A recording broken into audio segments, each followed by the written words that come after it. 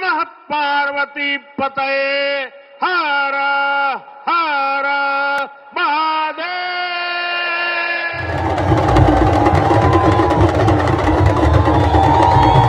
महादेव की जय। भारत देश अपनी अटूट श्रद्धा और संस्कृति के लिए जाना जाता है, जिसका जीता जागता उदाहरण है सोमनाथ स्वाभिमान पर्व। सांस्कृतिक संकल्प के 1000 वर्ष पूर्ण होने के अवसर पर ये पर्व मनाया जा रहा है। गुजरात तट पर प्रभास पाटन में स्थित सोमनाथ मंदिर 12 पवित्र शिव ज्योतिर्लिंगों में पहला ज्योतिर्लिंग है, जैसा कि शिव पुराण और 12 ज्योतिर्लिंग स्तोत्रम में लिखा गया है। मंदिर का उल्लेख स्कंद पुराण, श्रीमद् भागवत, शिव पुराण और ऋग्वेद जैसे प्राचीन ग्रंथों में मिलता है। ये वे निजधाम प्रस्थान लीला स्थल भी है जहां से भगवान श्री कृष्ण ने अपनी अंतिम यात्रा प्रारंभ की थी। इसे अत्यंत प्राचीन तीर्थधाम के रूप में पहचाना गया है। मंदिर निर्माण को लेकर कई कहानियां हैं। माना जाता है इसे अलग अलग चरणों में बनाया गया था। पहले सोमराज यानी चंद्रदेव द्वारा सोने से, फिर रावण द्वारा चांदी से और बाद में भगवान श्री कृष्ण द्वारा लकड़ी से बनाया गया, जिसके बाद सोलंकी वंश के राजा भीमदेव प्रथम ने 1026 ईस्वी में महमूद गजनबी द्वारा मंदिर के विध्वंस के बाद इसका पत्थर से पुनर्निर्माण कराया। ये मंदिर उस स्थान पर निर्मित है जहां कपिला, हिरण और सरस्वती नदियां अरब सागर से मिलती है। इसे कैलाश महामेरु प्रसाद शैली में निर्मित किया गया है। संरचना में गर्भगृह, सभा मंडप और नृत्य मंडप शामिल हैं। इसका शिखर 155 फीट ऊंचा है। मंदिर को 1026, 1297, 1394 और 1706 ईस्वी यानी कि औरंगजेब के शासनकाल में सहित कई बार लूटा गया और नष्ट किया गया।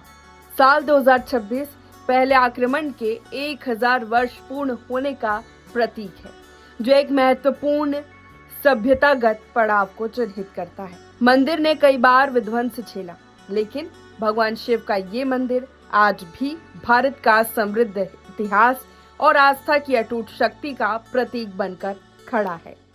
जब गजनी से लेकर औरंगजेब तक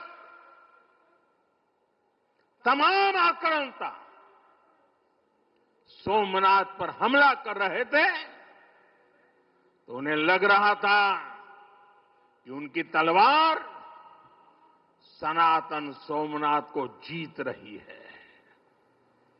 वो मजहबी कट्टरपंथी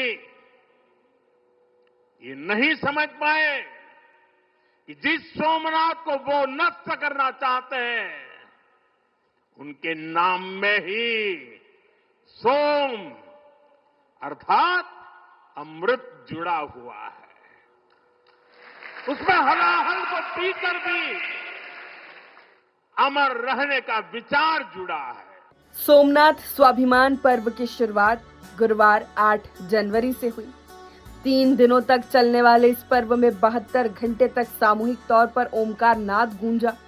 कार्यक्रम में शामिल होने के लिए प्रधानमंत्री नरेंद्र मोदी गुजरात पहुंचे। प्रधानमंत्री नरेंद्र मोदी ने पूजा अर्चना की। गुजरात के सोमनाथ में कार्यक्रम को संबोधित करते हुए पीएम ने कहा कि भारत के पास सोमनाथ जैसे हजारों साल पुराने पुण्य स्थल हैं। ये स्थल हमारे सामर्थ्य, प्रतिरोध और परंपरा के पर्याय रहे हैं, लेकिन दुर्भाग्य से आजादी के बाद गुलामी की मानसिकता वाले लोगों ने इनसे पल्ला झाड़ने की कोशिश की। उस इतिहास को भुलाने के कुत्सित प्रयास किए गए। प्रधानमंत्री ने पुजारियों और स्थानीय कलाकारों से मुलाकात की, डमरू बजाया, ढोल भी बजाए। वहीं भारत के पास सोमनाथ जैसे हजारों साल पुराने पुण्य स्थान है। ये स्थान हमारे सामर्थ्य, प्रतिरोध और परंपरा के पर्याय रहे हैं। लेकिन दुर्भाग्य से आजादी के बाद गुलामी की मानसिकता वाले लोगों ने उनसे पल्ला झाड़ने की कोशिश की। उस इतिहास को भुलाने के कुत्सित प्रयास हुए। हम जानते हैं सोमनाथ की रक्षा के लिए देश ने कैसे कैसे बलिदान दिए थे। रावल कन्नड़े जैसे शासकों के प्रयास, वीर हमीरजी गोहिल का पराक्रम,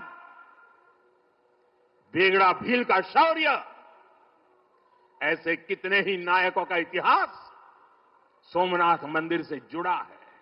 दुनिया भर से दर्शन के लिए भक्त सोमनाथ पहुंचते हैं। 2025 में तो सोमनाथ की सोशल मीडिया इंप्रेशन 1.37 अरब को पार कर गई, जो विश्व भर के भक्तों में सोमनाथ के प्रति श्रद्धा और आध्यात्मिक महत्व को दर्शाता है।